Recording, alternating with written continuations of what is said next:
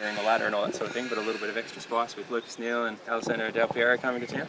No extra spice with playing against any individual, against a team that is around our position on the table, and if we win we can go back into 5th place. It's an important game for us, and we've been good at home, in good form, winning a lot of games, so we're looking forward to the game tomorrow. Just on the Lucas Neal situation, there's a lot of speculation about how the crowd's going to react towards him, maybe give him a hostile reception. Do you think that's warranted at all? Look, I haven't focused on any of that. All I've focused on this week is getting my team prepared. As a coach, that's all I can do is analyse the opposition, where we can hurt them, and making sure that we're fully prepared for the game. We're expecting a good crowd, a big crowd, and I'm sure there'll be a good atmosphere. So the whole Lucas thing's forgotten from your point of view? It was never an issue. Once he's gone to Sydney FC, we started focusing again on what we have to do at our club, and I think that's just normal. I don't think that it would be any different if it was another player that we missed out on getting, or that we got. As soon as we sign a player, then straight away it's concentrating on the team again. Will Fred start?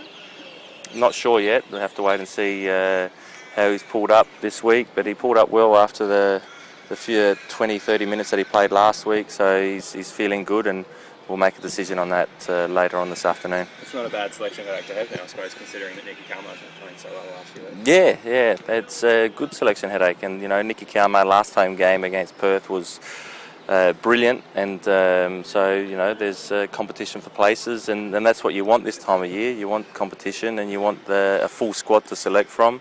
We haven't quite got a full squad, but we're close to it, and it's a good position to be in. And what about Marcel? Were you happy with what you saw from him last week, and is there a chance to move into the starting lineup? Look, it always takes a little bit longer for a foreigner to come in, and we play a certain style of football. They have to adjust to it. Happy with the way he's going, and I'm sure he'll play some part tomorrow. What do you make of Sydney compared to earlier in the season? They got great individuals. You can't say anything else about them, but you look at Del Piero, Joel Griffiths, now Thiago, Lucas,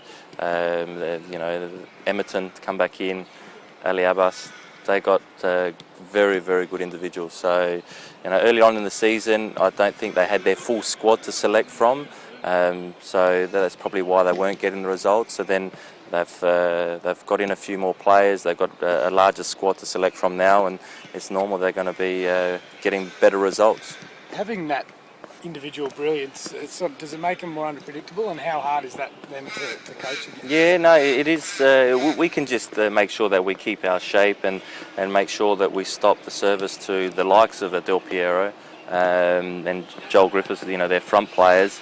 But not that they're unpredictable, but they can cause problems in areas that normally another player wouldn't. So Del Piero, we know how good he is on the ball, and not only drew an open play, but on set pieces. So we have to make sure we don't give silly fouls away near the penalty box. Do you think your strength compared to them is maybe just the ability to combine as a team more than? Look, we've got good individuals also, but our team is most of the time when we play at home, we're well organised, and we play well as a unit.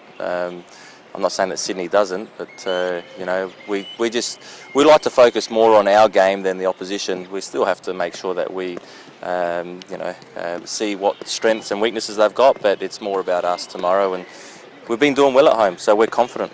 There's no doubt about that individual quality for them up front, I suppose. Yeah, like you say, Griffiths, Abbas, Del Piero, Emerton. So do you change your defensive structure and defensive mids to? No. We don't change it. We just make sure that the players know their jobs. They know exactly the way we're supposed to defend, and we know their movement, and so we know how to defend against it. And we don't change anything drastically. The players, if you change too much, then they might get confused.